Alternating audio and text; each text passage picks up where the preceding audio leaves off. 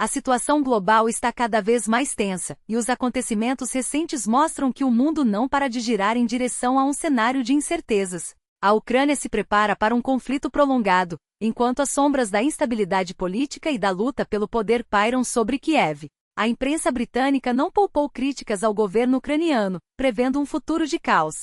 Mas quem está realmente sob fogo? Com ataques de drones devastando o território, a Ucrânia se tornou um campo de batalha estratégico e a Rússia, por meio do Ministério da Defesa, reagiu com palavras duras ao Ocidente.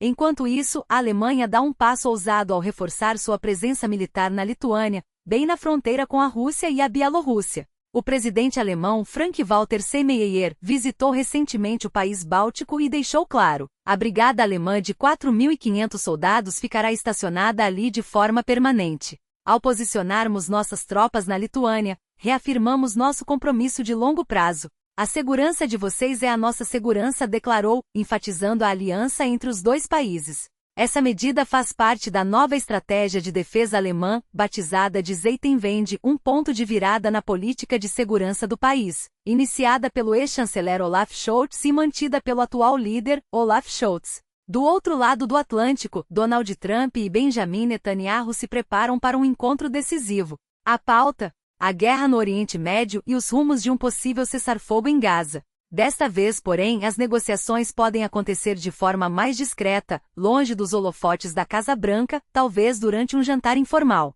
Netanyahu não escondeu suas expectativas: temos a chance de expandir a paz para além do que imaginávamos.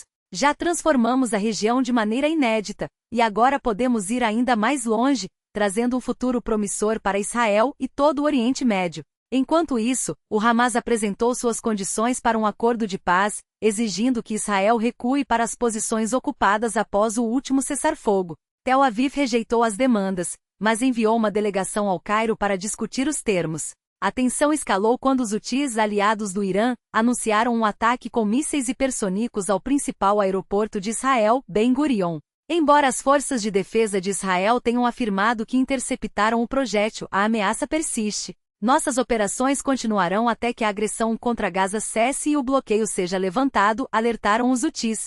Na Ucrânia, a guerra não dá sinais de trégua. Zelensky acaba de prorrogar pela 16ª vez o estado de mobilização e a lei marcial por mais 90 dias. O projeto de lei será votado ainda esta semana, apesar das críticas de que a medida só seria necessária se não houvesse avanços nas negociações de paz. Kiev, porém, insiste em manter o diálogo aberto, mesmo que as conversas com Moscou ainda não tenham data definida. Primeiro, buscamos resolver questões humanitárias, como o retorno de nossos cidadãos. Depois, queremos mostrar ao mundo que a Ucrânia está comprometida com a paz, mesmo que a Rússia envie representantes de baixo escalão, explicou um porta-voz do Ministério das Relações Exteriores. Enquanto isso, Moscou intensifica seus ataques a alvos estratégicos. Nos últimos meses, os russos miraram em centros de recrutamento militar ucranianos, atingindo instalações em Kryvyi Rog, Poltava e Kremenchuk. A estratégia parece clara: enfraquecer a mobilização e desestabilizar o país. Eles têm pavor de novos soldados se juntando às nossas forças. Por isso, esperamos mais ataques do tipo, alertou um oficial ucraniano. Em resposta, Kiev promete reforçar a segurança desses locais, protegendo tanto militares quanto civis. Do lado russo, a situação também é crítica. Nos últimos dias, drones ucranianos têm sobrevoado o espaço aéreo russo, atingindo não apenas regiões fronteiriças, mas também Moscou. O prefeito da capital, Sergei Sobyanin, confirmou a interceptação de 6 drones em uma única noite, enquanto aeroportos da região mantêm restrições operacionais. O Ministério da Defesa russo, por sua vez, minimizou os ataques, mas a tensão é palpável. Enquanto o mundo assiste a esses desdobramentos, a Itália surpreende com uma iniciativa inusitada: vender casas por apenas €1 em pequenas cidades, na tentativa de revitalizar regiões abandonadas. Mas, no cenário geopolítico, a atenção permanece voltada para os conflitos, as alianças e as estratégias que podem definir o futuro de nações inteiras. Se você tem opiniões sobre esses temas, compartilhe nos comentários. E se quiser ficar por dentro de todas as atualizações, não deixe de curtir e se inscrever. O mundo não para, e a informação é a melhor ferramenta para entender o que está por vir. Vamos juntos acompanhar os próximos capítulos dessa história. Drones que sobrevoavam Moscou. No local da queda dos destroços, equipes de emergência trabalham sem descanso. Enquanto isso, Zelensky volta a falar sobre um ataque com mísseis ataques e, na véspera, a Ucrânia ampliou as sanções contra empresas e indivíduos russos. O próximo passo? Sincronizar essas medidas com as da União Europeia. Não é uma tarefa simples. As regras de sanções variam pelo mundo, mas o objetivo é claro: forçar a Rússia a encerrar a guerra e limitar ao máximo seu potencial. As sanções já estão privando Moscou de seu futuro e devem tornar o cotidiano do sistema russo cada vez mais insustentável. Putin, por sua vez, não fica em silêncio. Ele afirma que a Rússia destruiu um volume significativo de equipamentos ucranianos, especialmente com o uso de drones. Além disso, em um discurso contundente, o líder russo direcionou-se ao Ocidente e aos cidadãos da União Europeia, insinuando que seus impostos não estão sendo investidos no desenvolvimento de seus próprios países, mas sim em financiar uma guerra alheia. Segundo dados apresentados por Moscou, apenas os sistemas de defesa aérea fornecidos à Ucrânia já ultrapassam os 2 bilhões de dólares. Putin questiona: os contribuintes europeus sabem para onde está indo o dinheiro que pagam? E alerta: quanto mais seus governos insistirem na política atual em relação à Rússia, pior será o resultado para todos. Enquanto isso, um episódio diplomático chamou a atenção.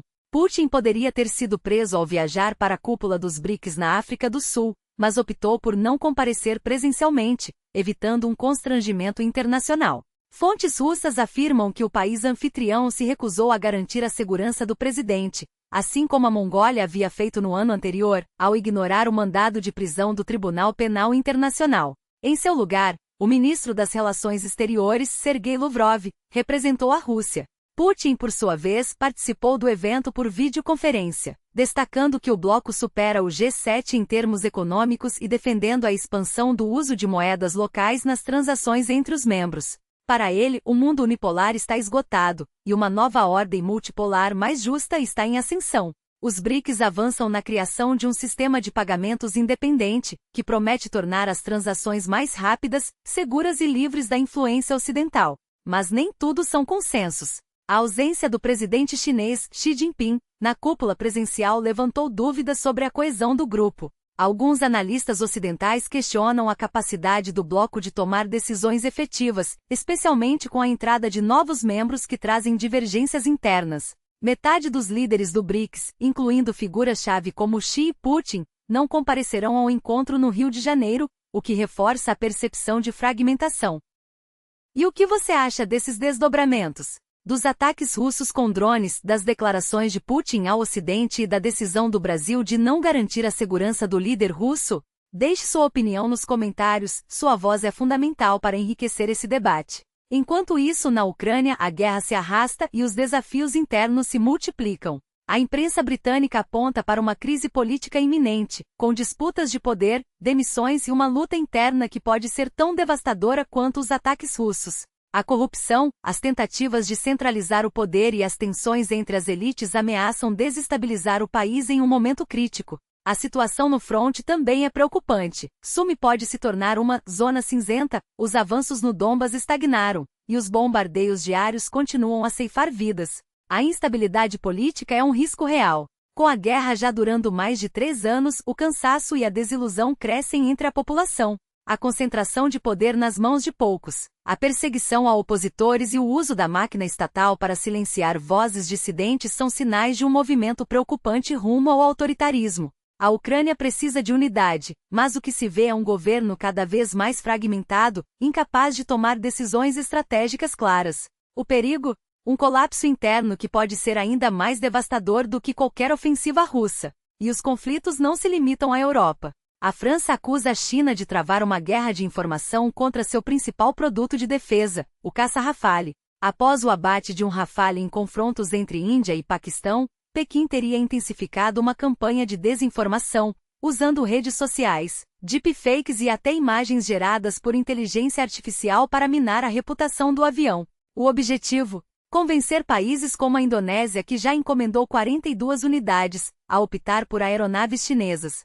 Para Paris, não se trata apenas de um ataque a um produto, mas a toda a indústria de defesa francesa e sua influência na Ásia, onde a China avança a passos largos. Enquanto isso, a Bielorrússia se prepara para o conflito. Em um pronunciamento recente, o comandante de uma base aérea mista anunciou que as Forças Armadas do país concluíram exercícios táticos de grande escala, com helicópteros modernos, incluindo os Mi-35 versão atualizada do Mi-24 fornecidos pela Rússia, destruindo alvos e neutralizando sistemas de defesa aérea. Os treinamentos reforçam a aliança entre Minsk e Moscou, mas também sinalizam uma escalada na região. O mundo não para, e cada dia traz novos capítulos nessa trama complexa. Se você quer entender o que está por vir, não pode ficar de fora. Curta, inscreva-se e ative o sininho para não perder nenhuma atualização. Sua participação faz toda a diferença e juntos, podemos decifrar os rumos dessa história. Até a próxima! E é justamente sobre essa nova geração de pilotos que a Belarus está apostando.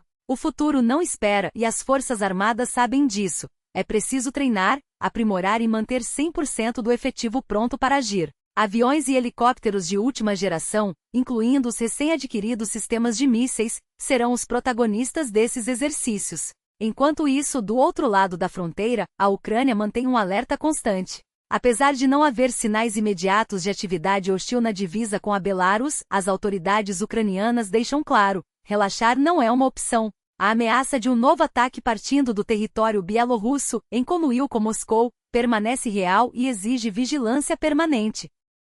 E como se não bastasse, em setembro, mais um capítulo dessa tensão se desenha com os exercícios militares conjuntos Zapad 2025. Vale lembrar que há apenas um mês, o Ministério da Defesa da Belarus anunciou que a maior parte das manobras seria deslocada para o interior do país, alegando reduzir a pressão na região. Mas será que essa mudança de planos é suficiente para acalmar os ânimos? Ou apenas uma estratégia para desviar a atenção?